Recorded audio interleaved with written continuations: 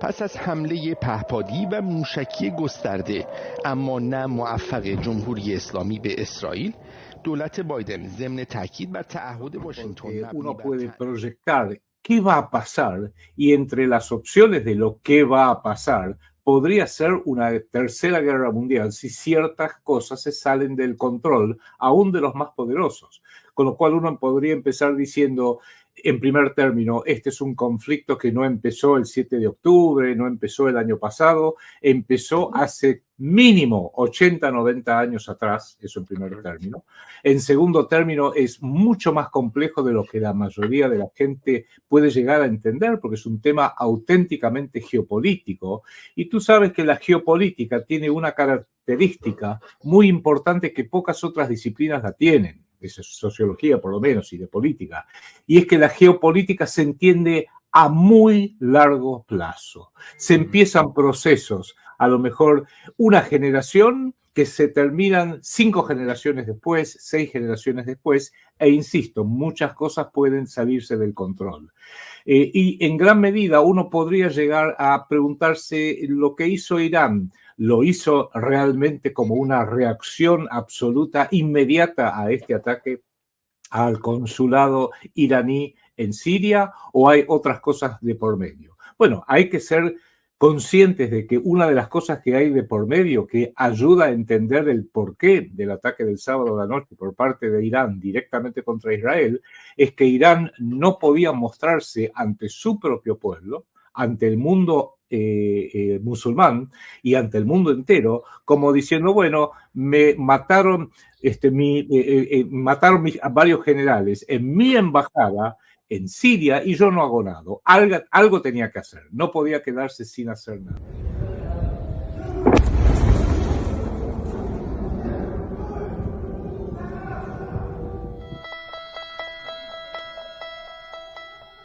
Que tampoco fue un ataque tan furibundo, fue un ataque duro, una forma de decirle, cuidado conmigo, no soy cualquiera, no somos un país chiquito. Esto es una suerte de muestra inicial de lo que podemos llegar a hacer.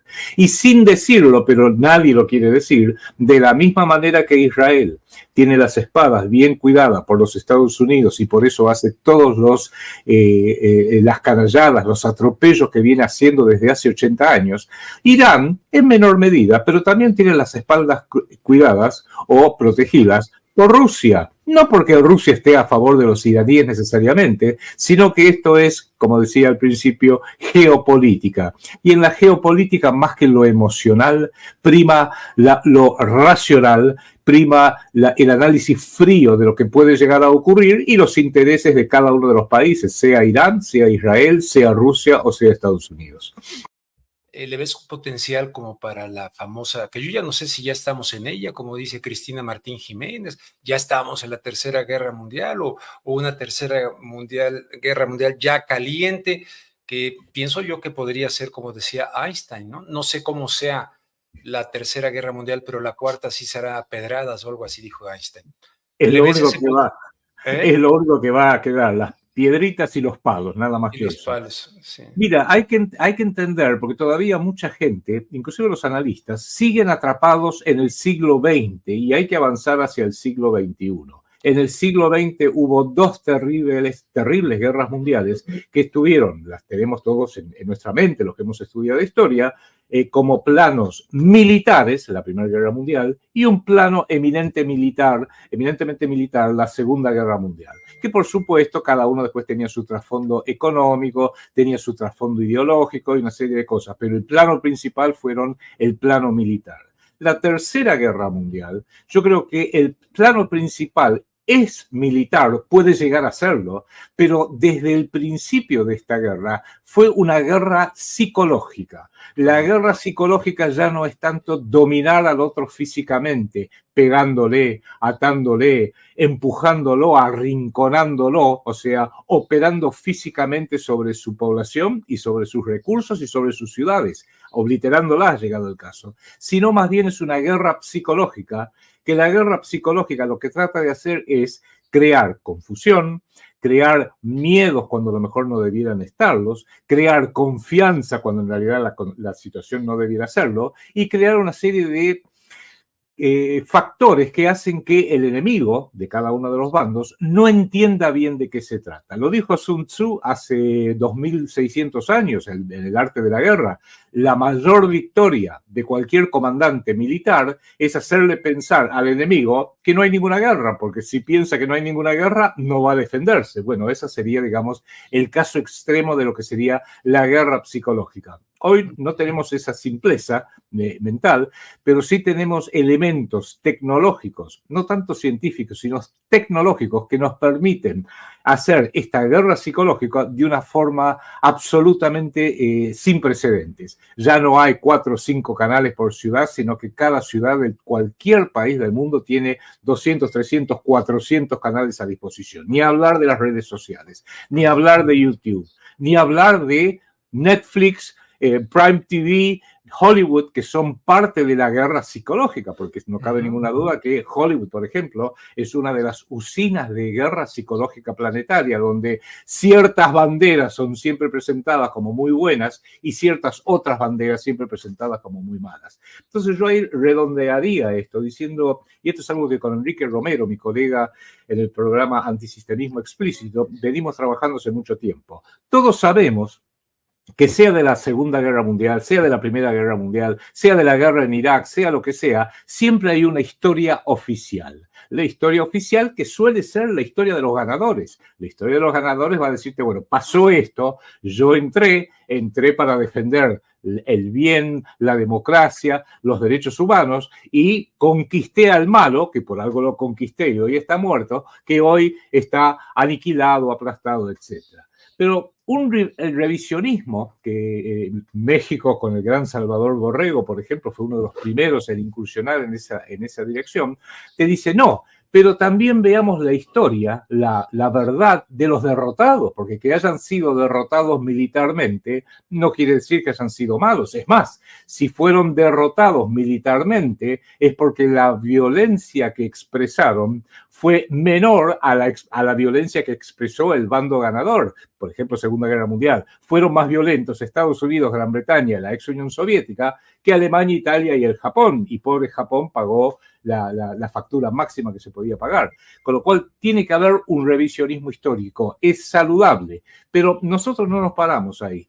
Hoy yo estoy proponiendo que más allá de conocer la historia oficial, conocer cierto revisionismo en cada caso, es muy importante ya hoy, por la gravedad de la situación planetaria, lo que yo llamo un desocultamiento. Empecemos a desocultar aquello que nos ha sido ocultado y aparte de tener las ideas alternativas, escuchemos a los derrotados, sea lo que sea el mundo árabe, sea Palestina hoy en día, por ejemplo, y no descalifiquemos por completo la historia oficial porque puede tener muchos factores que son considerables, pero entendamos que si hay un ocultamiento histórico, no es perpetrado tanto por los que perdieron las guerras, sino que es perpetrado por aquellos que la ganaron y quieren mantener, por así decirlo, el relato oficial, el relato que tiene que ser mantenido porque es una forma de autodefensa. Y en los 3 casos, sea la historia oficial, el revisionismo o el desocultamiento, hay fuertes componentes de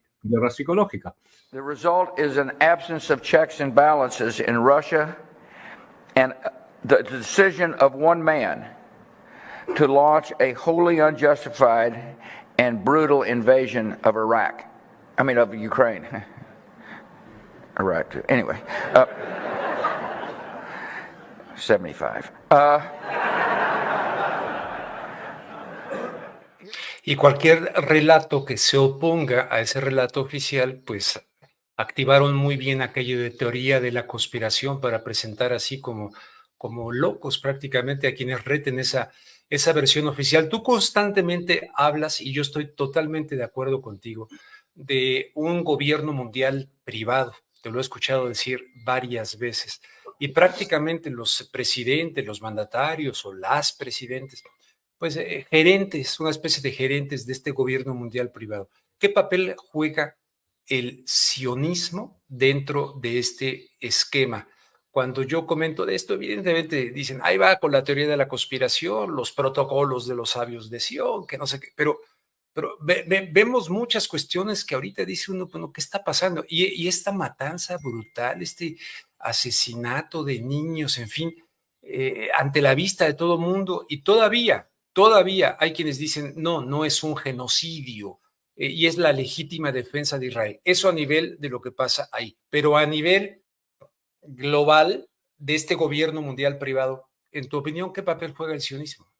Que creo que has tocado el tema principal, inclusive los contraataques de esto es una teoría de la conspiración, estos son todos conspiranoides, esta es gente que se quedó tomando cerveza o vino hasta las 3 de la mañana y mirá las barbaridades que dicen, es uno de las piezas de artillería de la guerra psicológica.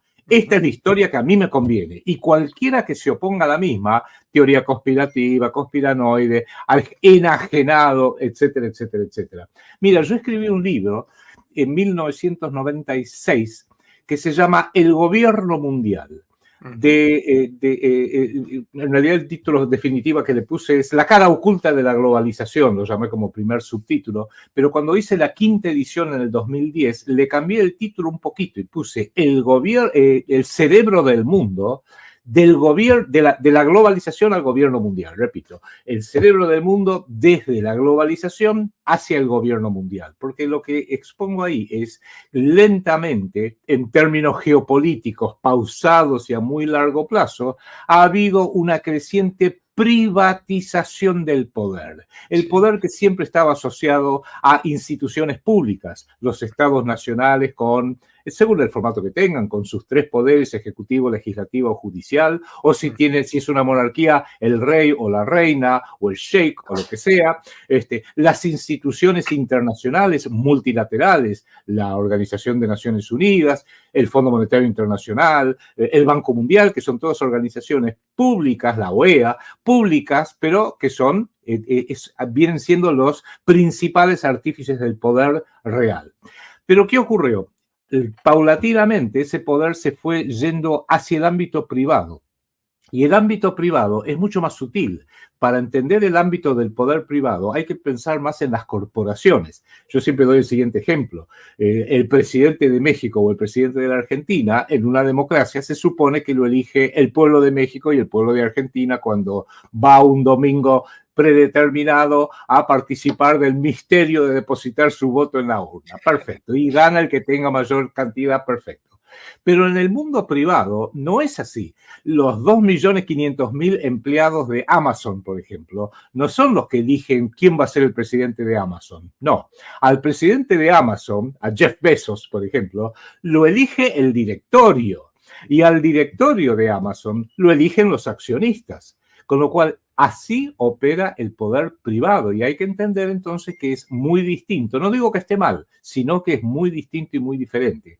Y lo digo porque, desde mi punto de vista, ya que tú hablabas antes de Cristina Martínez Jiménez, una gran amiga también, por supuesto, una mujer muy lúcida, si habría que ponerle una fecha en que se inició esta Tercera Guerra Mundial, yo diría que fue el 11 de septiembre, más que nada porque fue un trastocamiento total. A partir de ese momento tenemos que hacer algo. El Patriot Act de los Estados Unidos justamente la potencia más grande que pudo, doy un solo ejemplo, no solamente invadir Afganistán, invadir muchos países,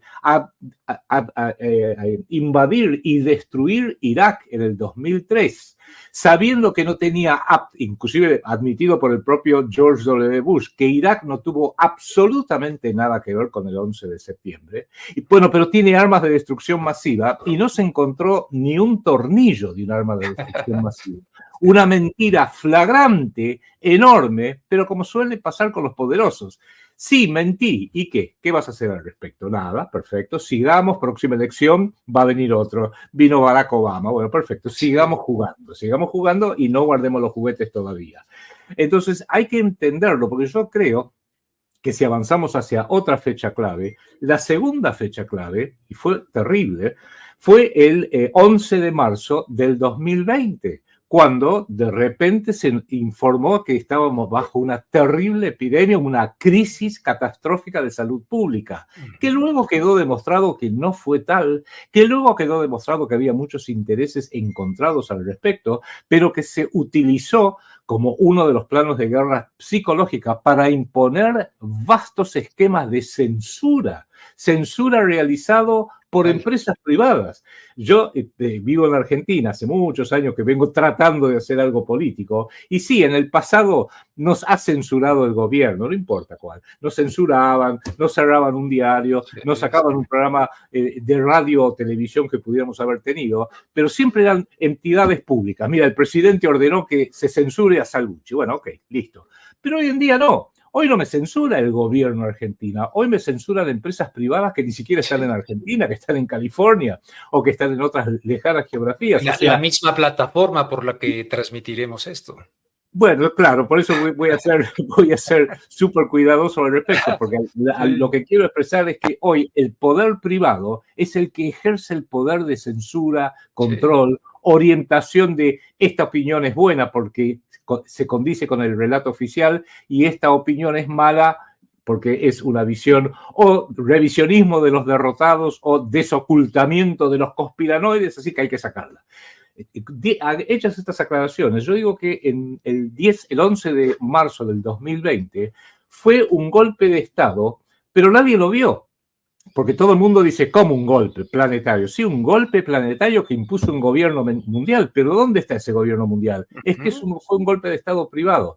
No nos van a convocar algún domingo en un futuro para decir, bueno, hoy hay que elegir al presidente del planeta Tierra. Todos al mismo tiempo, más o menos, vamos a ir a depositar el voto a ver quién queremos que sea el presidente del planeta Tierra. No, vuelvo a insistir, eso sería si fuera un gobierno mundial público, pero como es un gobierno mundial privado, se rige por otras cosas y no es casualidad que algunos de los principales detentores del poder privado a nivel planetario aparecen más en la prensa a veces que los propios presidentes de las naciones. Los puedo mencionar porque creo que no hay ningún problema. Mark Zuckerberg, Bill Gates, ahora Elon Musk, que justamente acaba de recibir al presidente de Argentina. Tienen más, porque no es que lo hace porque le cae simpático. A Javier Milei, presidente de Argentina, le cae simpático Elon Musk. It's a big pleasure for me. This is incredible. Wow, thank you. All that you do for the world. Well, it's an honor to meet you too. Thank you. Welcome. This is the sister of the president. My sister, boss. The boss. You want to take some photos?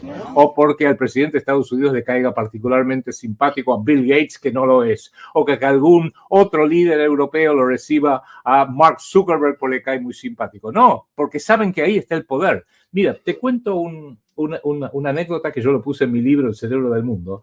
Dicen que en los años 50, cuando Nikita Khrushchev era el secretario general del Partido Comunista de la ex Unión Soviética y por ende el jefe de Estado, lo fue a visitar una misión italiana, creo que fue en el año 59, 58, 59. Y entra a la misión italiana a verlo, había políticos, senadores, empresarios, todo, y los recibe Nikita Khrushchev y los mira a todos y de repente lo identifica a Gianni Agnelli, que fue el presidente y el propietario en ese momento de la Fiat de Italia y de bancos muy importantes y muy bien conectados. Y le dijo lo siguiente: con usted quiero hablar, Gianni Agnelli, no con todos estos, porque cuando todos estos payasos ya no estén más en el poder, usted va a seguir estando en el poder. Dicho y hecho, Gianni Agnelli ayudó a fundar el Club de Roma. Gianni Agnelli fue uno de los fundadores de la Comisión Trilateral por la rama europea o de Europa Occidental, como se decía en aquella época, y solamente dejó de tener poder privado cuando se murió, pero ya había previsto que iba a tener un reemplazante, como Rothschild murió hace poco más de una semana o un mes, lo que sea, y no es que claro, no se puede decir, se terminó el poder Rothschild. No. Ya tenían todo prearmado, predigitalizado, planificado quién van a ser los reemplazantes. Distinto es, por ejemplo, en el orden público. Cuando murió Kennedy, por las razones extrañas que todos conocemos, y quedó un vacío de poder, y a partir de ahí Estados Unidos, que iba en una dirección, fue llevada absolutamente en la dirección contraria. Y muchos otros ejemplos que podríamos citar. Entonces, el sionismo en este contexto como tal, Bueno, y tenemos el sionismo, digamos, cristiano. sí, No, perdóname que me fui un poquito por la tangente no, y no, no. Ah, no, no, perdón, de lo que tú te me quieras. agradezco que me recordaste cuál era el origen de esta pregunta. Yo, en otro libro que acabo de publicar, que está disponible, etcétera, para quien lo quiera leer, que se llama Palestina y Argentina. Después te voy a contar por qué le di este nombre. Palestina y Argentina. No, ya vi el documental que hiciste, maravilloso, y lo he compartido en X o antes Twitter, lo he estado circulando y mandando. Espectacular ese documental porque se va a datos duros. Muchísimas gracias, Rubén. Muchísimas gracias porque creo que la divulgación es la mejor manera de hacer desocultamiento. En este libro que se llama Palestina y Argentina, dos blancos de guerra sionistas, y después, si vos me permitís, me gustaría explicar por qué lo llamo Palestina y Argentina. Yo ahí digo que el gran error con respecto a lo que está pasando ahora en Israel, en Palestina, a lo que está pasando a nivel mundial, es que cínicamente se han mezclado cuatro categorías que nunca deben mezclarse, y menos hoy en día, y lo estoy diciendo en defensa del pueblo judío, que es, primer categoría, el pueblo o la comunidad judía y hebrea, que es muy chiquita a nivel planetario, la comunidad judía, según las propias cifras de la ley del retorno del Estado de Israel, máximo son 30 millones de judíos en todo el planeta. 30 millones de personas que la ley del retorno del Estado de Israel las aceptaría si quieren ir a residir en Israel. O porque están casadas con un judío, o porque son judíos, o porque tienen una parte, el papá o el abuelo o la abuela, de sangre judía. Perfecto, 30 millones.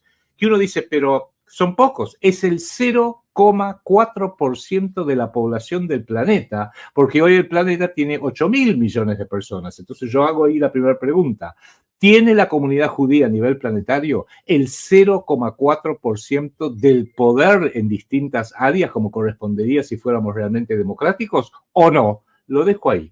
Pero hay que tener muy presente, yo conozco judíos extremadamente religiosos, conozco judíos ateos, conozco judíos de derecha que justifican toda la barbarie y el genocidio del Estado de Israel ahora, y conozco judíos de izquierda que han ido a manifestar en contra de Benjamín Netanyahu, tanto en el Estado de Israel como aquí en Argentina. Con lo cual, cuidado cómo juzgamos un pueblo, porque hay de todo en un pueblo. Exacto. Si el pueblo judío o el pueblo mexicano o el pueblo argentino. Segunda categoría, la religión judía, que puede haber 10.000 opiniones. Yo soy católico, yo no comparto ninguna otra religión que no sea la religión católica, no comparto la religión judía, no comparto las sectas protestantes, no comparto el Islam y no comparto el budismo. ¿Por qué? Porque mi religión es católica, perfecto.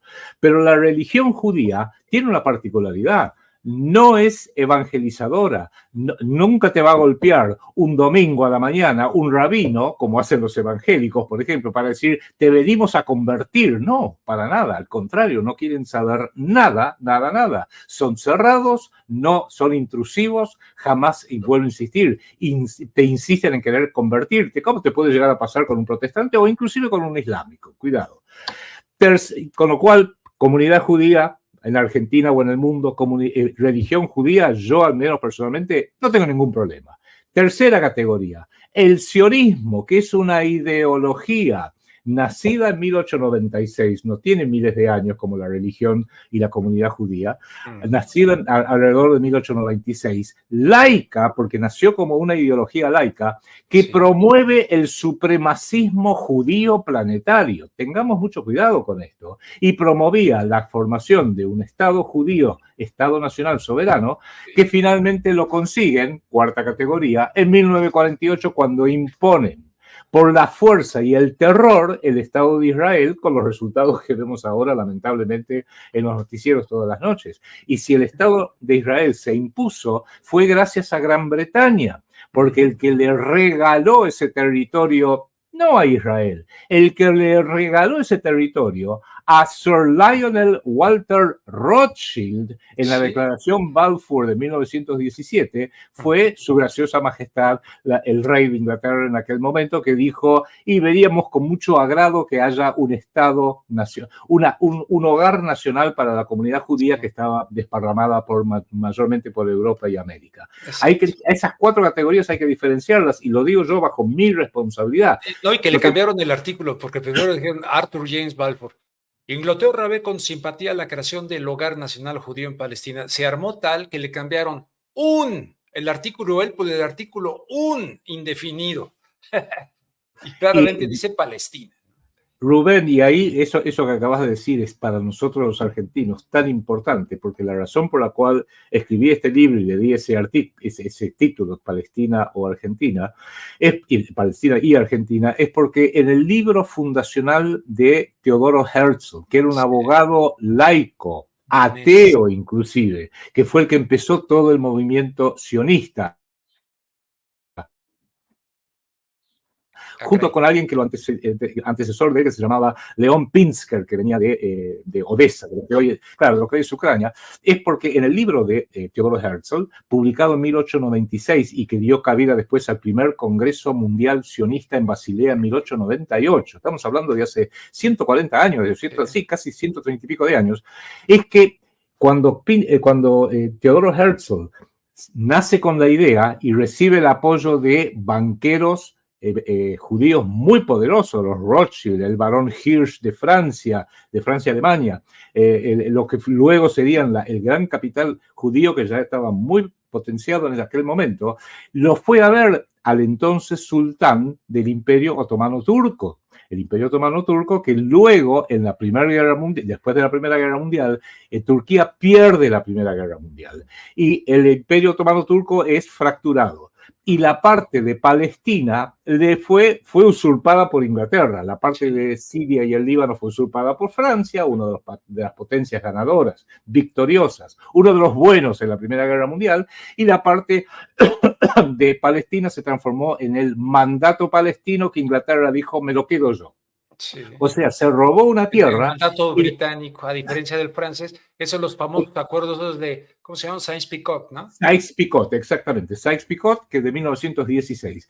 ¿Y qué hace Inglaterra? Bueno, ya que me quedo con esto, ya le había dicho, porque esto fue previo, la declaración Balfour en 1917, antes que terminara la Primera Guerra Mundial, pero ya se preveía que Turquía iba a perder. Por eso fue un texto tan cortito, porque se olvidaron de poner en noviembre de 1917, si ganamos la Primera Guerra Mundial, Su Majestad Británica vería con mucho agrado un hogar judío para los judíos, señor Rothschild. Entonces se lo preanunció, cosa que finalmente se da en 1923, creo que fue, cuando Inglaterra es nombrada por la Sociedad de las Naciones, que era la antecesora de las hoy Naciones Unidas, ustedes háganse del mandato de Palestina. Quédense con este territorio que jamás fue suyo, y ustedes lo ganaron como botín de guerra contra el Imperio Otomano Turco, que perdió la Primera Guerra Mundial. Perfecto, ok. Pero es a partir de ahí, ese es el título jurídico, entre muchas comillas, que el Estado de Israel toma como justificando su Estado. No, se robaron el territorio. Alguien que se robó una enorme parcela de territorio, se lo regaló. Es como si yo te digo ahora, bueno, te regalo la mitad del edificio desde donde estás hablando, pero si el edificio no es tuyo, no importa, yo te lo regalo. ¿Por qué? Porque soy bueno, me caes bien. Es una travestía absoluta jurídica. Pero es a partir de ahí que se inicia todo el gran drama, porque aún así, como Inglaterra sabe pensar en términos geopolíticos. Luego vino la Segunda Guerra Mundial, que a Inglaterra le costó mucho y la pelearon heroicamente, no voy a decir que no. Luego vino un cambio, un trascambio, realmente un trastorno y cambio muy grande del planeta en general en la post-Segunda Guerra Mundial. A partir de 1945, los sionistas ya venían impacientándose, se impacientaron muchísimo y transformaron a Inglaterra como su enemigo transitorio, porque dijeron, ¿por qué no me da? Me lo tiene que dar a mí. Palestina es mío, me lo prometió la declaración Balfour. Y los ingleses, que piensan en términos geopolíticos, no olvidemos que uno de los padres de la geopolítica, Halford Mackinder, era británico, le decía, despacito, vamos a ir despacito. Y ahí es donde nace algo que yo, argentino, lo tengo muy presente, que es lo siguiente. Nace el terrorismo urbano moderno, porque se forman varios grupos terroristas urbanos terribles, el Irgun Zweiliumi, dirigido nada más y nada menos que por Menachem Begin, que luego sería primer ministro del Estado de Israel. Y premio Nobel de la Paz. Y premio Nobel de la Paz junto con Anwar Sadat, exactamente. Sí. Otro que se llamaba el grupo Stern, la pandilla Stern, la había bautizado los ingleses, dirigido por Yitzhak Shamir, que también llegó a ser primer ministro. ¿Y cuál de los dos voló el Hotel Rey David? El Hotel Rey David se voló el 22 de julio de 1946. Lo hizo el grupo Irgun Zweiliumi, que era la sede de la comandancia civil y militar del gobierno británico en el mandato de Palestino. Mató como 100 personas, británicos, árabes, hasta algún judío creo que había, y Menachem Begin se transformó en un héroe nacional. Y luego siguieron con sus ataques terroristas, porque cuando ya se forma las Naciones Unidas, dicen, bueno, estoy de acuerdo que se forme un Estado de Israel, ok, ¿por qué no? Pero el mandato de Balfour, la declaración Balfour, decía que había que respetar a los otros pueblos, a las otras religiones, y entonces las Naciones Unidas despachan a Jerusalén a un emisario, al conde de Bernadotte, ¿no? Un sueco, el conde Folke Bernadotte, para que vaya y trate de negociar con las partes para formar dos estados, uno palestino y un estado judío. Bueno, la segunda organización que acabo de nombrar, el grupo de la pandilla Stern, dirigido por Yitzhak Shamir, primer ministro unos años después del Estado de Israel, lo asesinó en la vía pública. Dijo, acá no vamos a discutir nada. Y es a partir de ahí que es la tragedia catastrófica actual de Palestina, que se remonta, si vamos a hablar de Naciones Unidas, a la resolución 181, que decía tiene que haber dos estados. Y sistemáticamente los sionistas se rehusaron a hacerlo, con una particularidad que hoy lo hace particularmente peligroso, Rubén, que es lo siguiente. Como dije al principio, el sionismo nace como una ideología, estrictamente una ideología, fundada por lo que eran básicamente hombres y mujeres que no eran necesariamente religiosos. Es más, originalmente empezó siendo de izquierda, por eso los primeros sionistas, Jabotinsky, Golda Meir, Moshe Dayan, Ben Gurion, David Ben Gurion, eran de centro para izquierda, algunos muy a la izquierda. Pero ¿qué pasa? Después de la Guerra de los 6 días, que ocurre en junio de 1967, la derecha empieza a capitalizar porque dijeron, tenemos a Jerusalén, toda Jerusalén. Sí. Tenemos una fuerza militar invencible. Es más, estamos acá porque Dios lo ha decidido. Y a partir de que el conjunto de rabinos dijeron, la tierra de Israel no es porque nos la dio la declaración Balfour, porque se daban cuenta que de papeles estaban muy flojos con la declaración Balfour, no es por una decisión solamente de la ONU, por más que la ONU sí, como estaba manejado por Estados Unidos, Gran Bretaña y la ex Unión Soviética, permitió que se formara el Estado de Israel y le iba a dar todas las luces verdes que podía darle. No. Empezaron a decir directamente, no, nuestros papeles son porque Dios nos prometió Palestina, Dios nos prometió estas tierras. Y ya ahí no hay con qué discutir. Cuando alguien me dice, esta tierra es mía porque Dios me la prometió, bueno, o agarro mi saco y mi portafolio y me voy a otro lado, o empiezo a pelearla. Y esa es la historia que es ocultada de Palestina actualmente, justamente, y los sionistas se han ocupado, ya hoy no les funciona tanto, pero hasta hace muy pocos, te diría meses, les seguía funcionando. Si tú te opones al sionismo político, ideológico, eres un antisemita. Y no, si tú te opones a cualquier judío por el hecho de ser un judío, bueno, sí, no diría no antisemita, porque en realidad el 85% de los judíos y prácticamente toda la clase dirigente de Israel y del sionismo no es semita, son eskenazis, y los eskenazis son los descendientes del pueblo cázaro, que en el siglo IX de nuestra era se convirtieron en masa al judaísmo, porque los que eran en aquel momento... De hecho, los palestinos son semitas, ¿correcto? Los palestinos son semitas, los lirios son semitas, los yemenitas son semitas, los iraquíes son semitas, los iraníes no. Casi todos los pueblos árabes de esa región son semitas incluidos los palestinos, no así los iraníes, y los judíos que hoy controlan el Estado de Israel, controlan al sionismo, controlan a la gran banca, controlan a los medios, poderosísimos medios de difusión, son mayormente, en un 85%, ashkenazim, y los ashkenazim son los descendientes de los cázaros que en el siglo IX los rusos, o lo que eran los antepasados de los rusos y de las tribus en ese momento, los derrotaron porque los cázaros eran una tribu terriblemente violenta, asesinaban, violaban, hacían las fechorías más inimaginables, y los rusos medios le dijeron, miren, lo que les está faltando a ustedes es que no tienen una religión. Y les dio para elegir, siglo IX esto, les dio para elegir, o se hacen cristianos o se hacen musulmanes, que eran las dos grandes religiones en esa zona geográfica. Y parece que hay un rey mítico de los cázaros que se llamaba Bulim, que dijo, si nos convertimos al cristianismo vamos a ser súbditos de Constantinopla. Si nos convertimos al Islam vamos a ser súbditos del califato de Bagdad. Entonces, no se le ocurrió nada mejor que mandar a llamar a un rabino de Córdoba, España.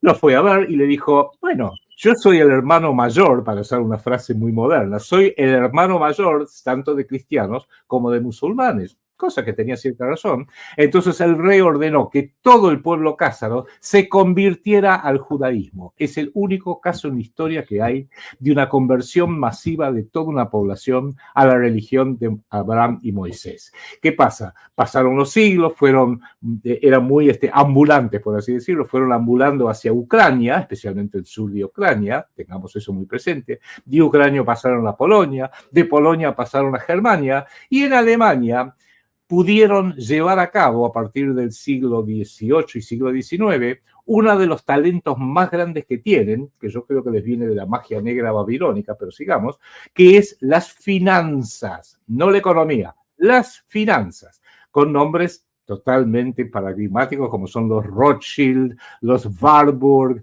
los Schiff, los Goldman, los Sachs, los que son los grandes nombres financieros del planeta entero, que hoy controlan absolutamente todo. No hay estimación alguna posible de cuál es la riqueza de toda la tribu de los Rothschild, llamémoslo así, porque son una tribu, porque los Rothschild fueron desarrollándose, casándose entre primos, mayormente entre primos, para que no se perdiera, no digo la fortuna del viejo fundador de los Rothschild, sino quizás la tendencia genética, llamémoslo así, para ser cultural, como se lo quiera llamar, pero el fundador de los Rothschild en el siglo XVIII tuvo 5 hijos y dijo, bueno, voy a hacer, esto lo estoy diciendo yo, el primer banco internacional. A un hijo lo voy a despachar a Italia, a otro hijo lo voy a despachar a París, a otro hijo lo voy a despachar, lo voy a dejar acá en Frankfurt, a otro lo voy a mandar a Viena y a otro lo voy a mandar a Londres. Los que más éxito tuvieron, por distintas razones que no vienen al caso, fueron la familia Rothschild de Francia y muy especialmente la familia Rothschild de Inglaterra,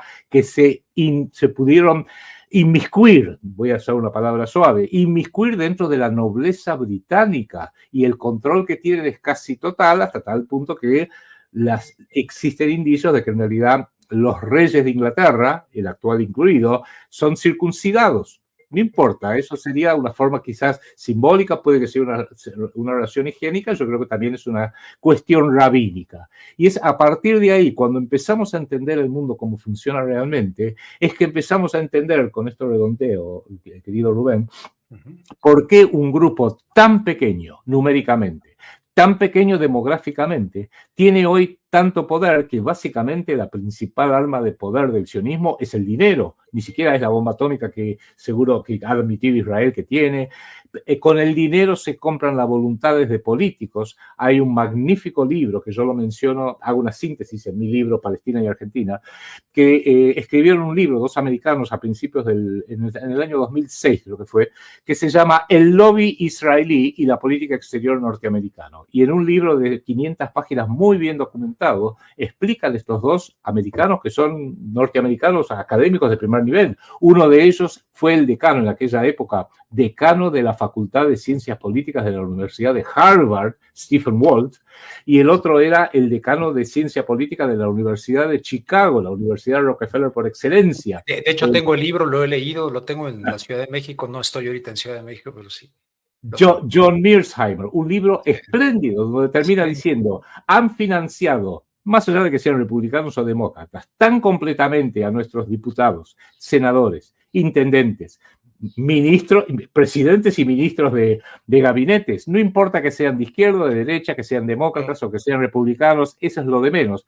Y financian y controlan tanto los multimedios de información. No importa que sea CNN a la izquierda o Fox News a la derecha, que todos siempre van a apoyar ir a favor de los intereses del Estado de Israel. A lo cual le agregamos lo que vos mencionaste en algún momento, que uno de los principales apoyos que tiene el sionismo, y tanto político como dinerario, es de lo que se llaman los sionistas cristianos, que es toda la secta de los evangélicos que creen que se están cumpliendo las profecías del Viejo Testamento y algunas del Nuevo Testamento, y está por venir el Mesías, y el Mesías va a venir cuando Israel vuelva a su tierra, y su tierra es Palestina, y hay que decirles, no, su tierra no es Palestina, y ellos que están esperando al Mesías es lo que los católicos llamamos el anticristo. Una pequeña diferencia.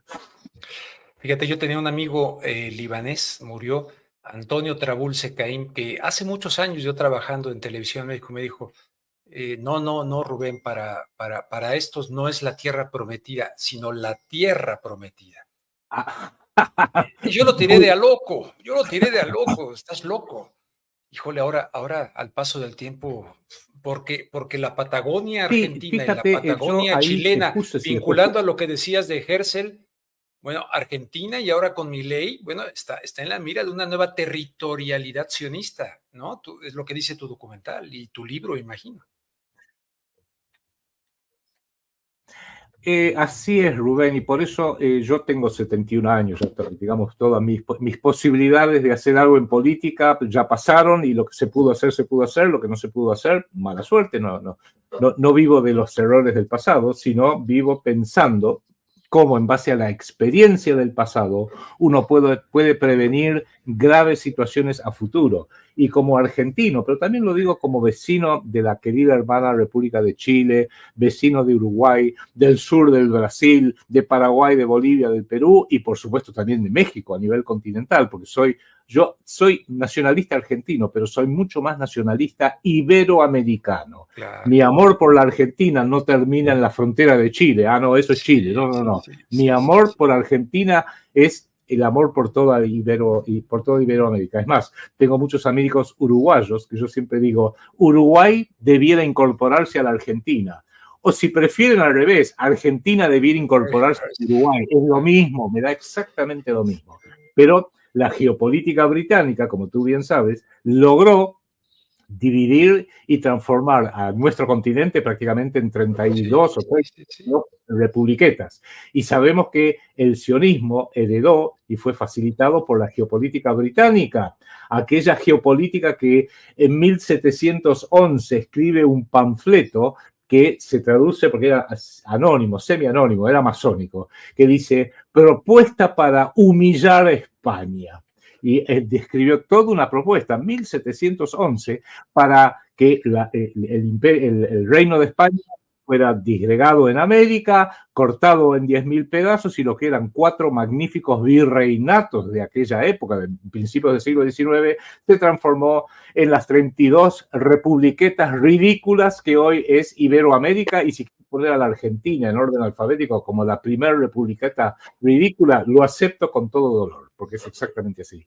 Pero ahora se vienen para acá, porque se han dado cuenta que ya Israel no es viable en su actual formato. No que vaya a desaparecer, para nada, pero van a tener que transformarla en algo distinto. Y tienen el problema, ¿qué hacemos con la población? Por ejemplo, ¿qué hacemos con los colonos ilegales en Cisjordania? Que son todos cázaros. Bueno, una idea era llevarlos a Ucrania. Había una propuesta formal de llevarlos a Ucrania porque pensaron que la guerra de Ucrania-Rusia la iban a terminar enseguida. Les está saliendo mal y les va a salir peor, porque Ucrania era la patria originaria, o una de las patrias originarias de los cázaros, con lo cual se escribía muy bien. Y tú sabes que Ucrania, en la fertilidad de su tierra, se parece mucho a las pampas argentinas. O sea que me acuerdo en la época de la Unión Soviética, cuando se filmó una película con Yul Brynner que se llamaba Taras Bulba, que hablaba... Taras Bulba. Claro, uno de los héroes ucranianos, como no podían ir a Ucrania porque era la Unión Soviética, lo filmaron en las Pampas Argentinas porque era lo más parecido que había. Qué interesante. Estamos lo presentes de eso. Ahora se dan cuenta que, bueno, no nos vamos a poder ir inmediatamente hacia Ucrania, lo van a hacer, pero les va a llevar más tiempo.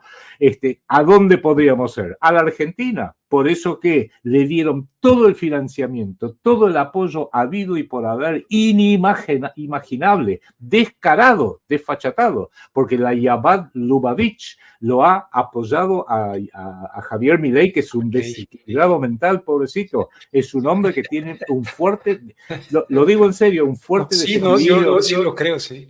Un fuerte desequilibrio psicológico, aunado por, habla muy bien, habla mucho más de lo que piensa, y eso es peligrosísimo, porque encima tiene cambios, tiene contradicciones que todavía el pueblo se las viene perdonando, pero estamos llegando ya a un punto donde el pueblo no se las va a poder seguir perdonando, y vas a saber qué va a terminar pasando aquí en Argentina. Él ahora, esto es de este último fin de semana, interrumpió un viaje que había hecho a Estados Unidos para ser coronado como embajador de la luz por la Chabad Lubavitch de Florida. O sea, el mío es un país católico. Yo quizás no sea un católico lo suficientemente practicante. Te lo admito, mea culpa si quieres. Pero este no es un país judío. Tenemos una población, tenemos la quinta población más importante judía del mundo, pero sigo insistiendo, los judíos son pocos, aún a nivel mundial, pero siendo la quinta población, tenemos más o menos unos 300.000 israelíes en una población de 47 millones. Siguen representando el 0,2% de la población. Y si uno dice, y tienen el 0,2% de influencia en los medios, en las finanzas, en los estudios jurídicos, en la televisión, en la política, en el gobierno, te diría, no, es muchísimo más. Entonces, la ingeniería es mantener a los argentinos empobrecidos, mantener a los argentinos totalmente confundidos, desinformados, ocultándoles factores clave como esto que estamos hablando contigo, y te agradezco enormemente la oportunidad que me das. El agradecido soy yo.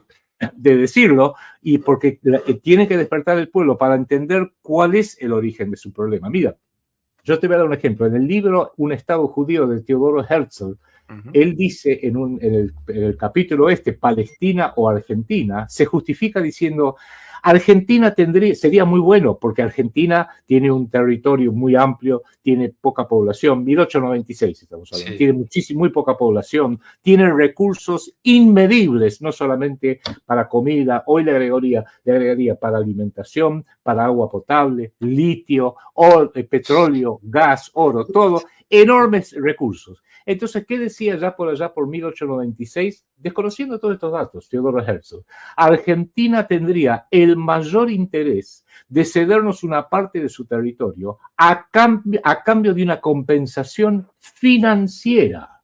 Pucha, hoy la Argentina tiene una de las deudas externas más impagables del planeta, 700.000 millones de dólares, imposible de pagar, y uno diría, ¿cuánto dinero le debemos y a quiénes? Y bueno, lo dejo ahí para no incurrir en cosas que te pueden traer problemas después en el programa. Pero aquí que tú sabes que en el 2001 Argentina tuvo uno de sus tantos crisis económicas, en realidad no fue económica, fue financiera y bancaria, un colapso. Y dejó de pagar la deuda externa, la dejó de pagar en diciembre del 2001.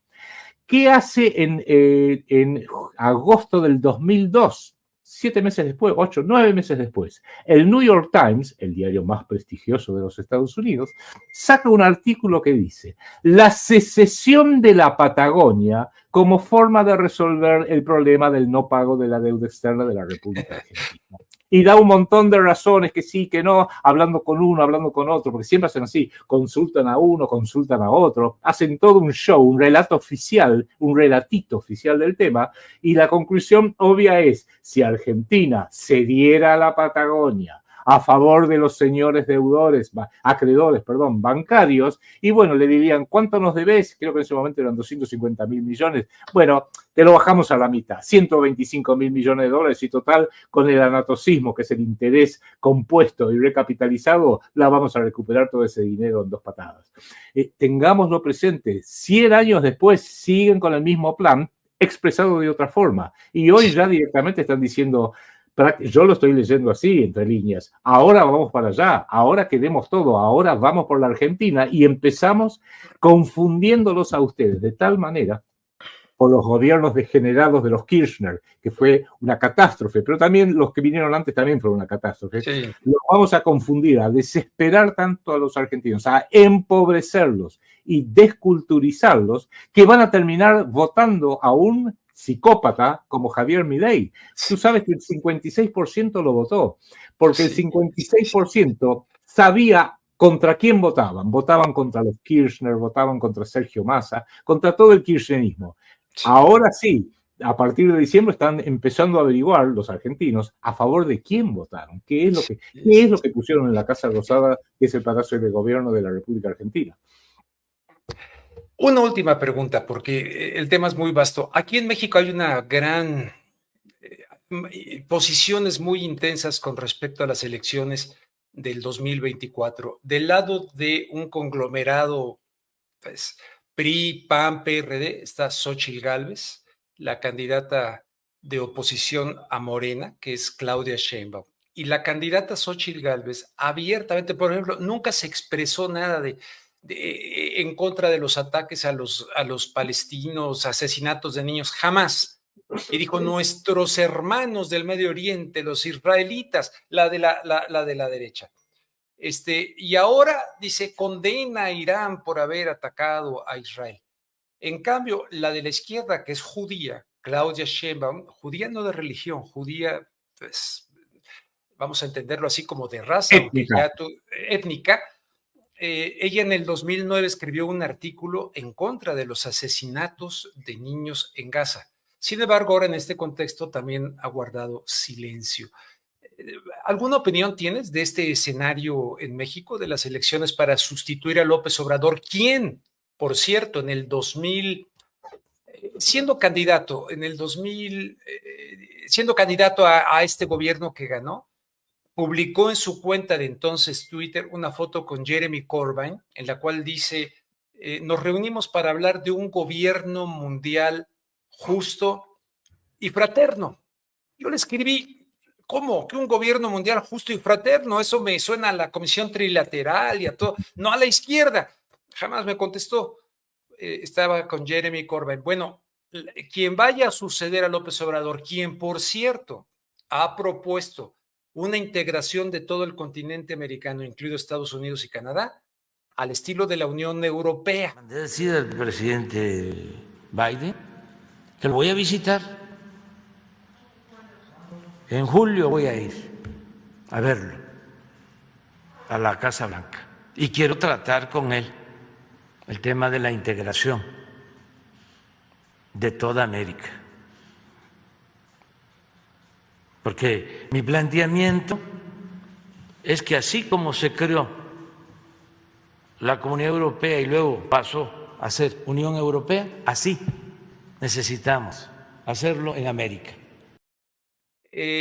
Bueno, ahora va de la candidata que él eligió, que es Claudia Sheinbaum, judía, y del otro lado está todas a favor de la Agenda 2030, aunque Claudia está más discreta con respecto a la postura de lo que está haciendo Israel. ¿Tienes alguna opinión de esto ya para terminar hoy?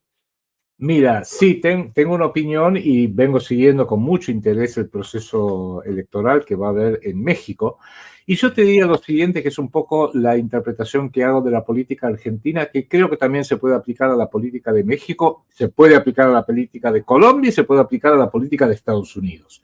Esto es como una bicicleta. Los que manejan el planeta Tierra no lo manejan por ideología solamente, por bombas solamente, aunque la bomba es una forma muy buena de poner un punto y aparte a cada párrafo político que escriben, sino que lo hacen de una forma más sutil, donde uno diría, bueno, pero ¿cuál es el arma secreta? Las bombas atómicas, las de nitrógeno, las neutrónicas, los rayos láser, no. El arma secreta, como decimos acá, es el dinero. Hoy son trillones y trillones y trillones. Y digo esta exageración porque justamente tienen las instituciones que les permite fabricar el dinero de la nada, que se llama la actual ley que rige para el Banco Central estadounidense, el Federal Reserve Bank, el Banco Central Europeo, el Banco Central de la República Argentina, y no me cabe ninguna duda, seguramente también para el Banco Central de la República de México, que es lo siguiente: con dinero, fabricando dinero, se puede hacer lo que se quiere. Y yo eso es lo que se quiere, que acá es donde pido a todos, a mexicanos y argentinos, que salgamos del siglo XX y entremos en el siglo XXI, porque seguimos manejándonos con los paradigmas del siglo XX, donde creemos que el poder es público, los estados nacionales. No, en el siglo XXI el poder es privado. Otra, no, la política izquierda-derecha, no es izquierda-derecha. Lo que hacen es un uso muy inteligente en plazos medianos, no largo plazo, mediano plazo, que es como andar en bicicleta. Cuando tú andas en bicicleta, ¿qué haces primero? Primero, apoyo el pie sobre el pedal izquierdo y aprieto para abajo. Pero llega un punto después de unos segundos, unos minutos, donde digo, bueno, ya no puedo seguir pedaleando para abajo por izquierda. ¿Qué tengo que hacer? Pedalear por la derecha. Bueno, ahora pedaleo por la derecha y después pedaleo por izquierda. En Argentina, lo hemos visto en Estados Unidos. Vino Bush para cumplir una serie de cosas que tenían que cumplirse desde el Estado profundo, Irak, la destrucción de todo el Medio Oriente. Se pedaleó por derecha, donde inclusive algunos valores domésticos eran bastante rescatables, en contra del aborto, en contra de la agenda de género, ¿verdad? Y cuando llegaron dijeron, bueno, ahora hay que pedalear por izquierda para los progres. Por ejemplo, este senador de Chicago, ¿cómo se llama? Barack Obama, mándamelo. Y de repente le salió algo que no estaba tan previsto, que fue este marciano que aterrizó en el jardín de la Casa Blanca en el 2015, Donald Trump, que también ahora les da pavura. Pero en la Argentina ha sido lo mismo. En la Argentina tuvimos a Menem, pedaleamos por derecha, tuvimos a los Kirchner, pedaleamos por izquierda. Después siguieron los Kirchner cuando ya era demasiado. Bueno, ahora Mauricio Macri, pedaleamos por derecha, pero Macri fue una catástrofe. Bueno, pedaleamos por izquierda, Alberto Fernández, que es kirchnerista. Cuando ya no tenían más macanas para hacer, más errores para cometer y desfalcos para hacer, dijeron, bueno, vamos a pedalear por derecha, pero no nos gusta ninguno de los candidatos tradicionales de la derecha. Vamos a inventar uno. Y apareció Javier Milei. Y fíjate vos que los inventan y es un nuevo fenómeno en la política moderna, porque más allá de que uno le guste o no, ¿quién era Donald Trump antes de ponerse como presidente? Dirigía un programa de televisión medio cómico, llegó de la nada a presidente de la República. ¿Quién era Bolsonaro? Jair Bolsonaro, un diputadito de Río de Janeiro a presidente de la nación. ¿Quién era Javier Milei? Un diputado que hace 4 años no lo conocía nadie. Y entonces yo digo, salvo que sean genios excepcionales, y por más que admito que Donald Trump, Bolsonaro y el propio Milei son inteligentes, pero vamos, tan inteligentes no son como para hacer tanto. Hay que ver los que manejan el dinero, qué están haciendo. Y guarda, no es solamente los dueños del dinero. No cometamos ese error de decir, claro, porque los judíos son los dueños del dinero. No es así, no seamos tan burdos. El sionismo lo que tiene a través de su esquema bancario es la capacidad de dirigir su propio dinero, por supuesto, el de su comunidad, pero también dirigir y canalizar el dinero de otros, el dinero de los árabes, el dinero de los norteamericanos millonarios, el dinero de, los cristianos sionistas, el dinero de los demás, canalizarlos hacia este lugar y que no se vayan a escapar para este otro lugar. Y cuando se le escapa hacia este otro lugar, como quiso hacer Saddam Hussein en el año 2002, hay consecuencias. Recuerdo que en noviembre del 2002 a Saddam Hussein le permitían exportar hasta $1.000 millones para tener medicamentos, etcétera, a Irak, para los chicos, etcétera. Y en noviembre dijo, bueno, pero este año no lo voy a hacer en dólares, lo voy a hacer en euros. Que no era tan malo. Y George Bush le dijo, no lo hagas. Lo voy a hacer en euros, no lo hagas. Lo hizo y en marzo del 2003 lo fueron a visitar los norteamericanos. O sea, no podés salir de ese esquema que aunque uno diga qué mal tipo este Bush o qué mal tipo este Tony Blair, etcétera, hay que ver quiénes están detrás de Bush, detrás de Blair. Si empezamos a mirar al Foro Económico Mundial, bueno, de frío diría tibio, se está poniendo caliente la cosa. Y es el poder privado, no el poder público. El poder público está muy en los diarios, pero el poder privado es el que está bajo nivel y lo vemos menos y hay que empezar a seguirlo de cerca.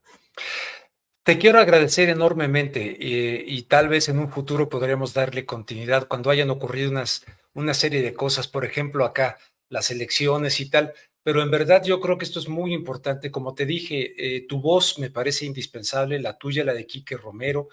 Veo que los censuran, veo que los tienen como en shadow banning en sus diferentes, o sea, porque no es posible que tengan tan pocas vistas. Mi canal me lo han destrozado varias veces, en fin, pero aquí estamos dando la batalla. Yo creo que no me asumo ni digo que todos este grupo seamos dueños de la verdad, pero sí nos aproximamos, o al menos sí estamos en la búsqueda de la verdad, y el que busca la verdad corre el riesgo de encontrarla. Adrián Salvucci, te agradezco enormemente y no sé si quieras agregar algo. No, el agradecido soy yo, Rubén. Ha sido un placer, un gusto. Y solo agregaría muy brevemente, quienes quieran tener más información sobre mi libro Palestina y Argentina, dos blancos de la guerra sionista, mándenme un correo electrónico a arsalvucci@gmail.com. Todo junto, arsalvucci@gmail.com. Y yo inmediatamente le contesto. @gmail.com. Ahí está.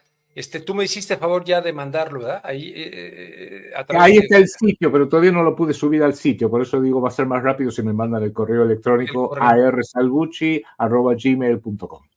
Bueno, pues te mando un fuerte abrazo, saludos a Quique Romero y espero que algún día la vida nos dé la oportunidad de tomarnos un buen vino de Mendoza, ya sea allá y acá tal vez un tequila, si te gusta el tequila. Perfecto. Muchas gracias, Rubén, y te mando un fuerte abrazo a vos y a toda tu audiencia. Gracias.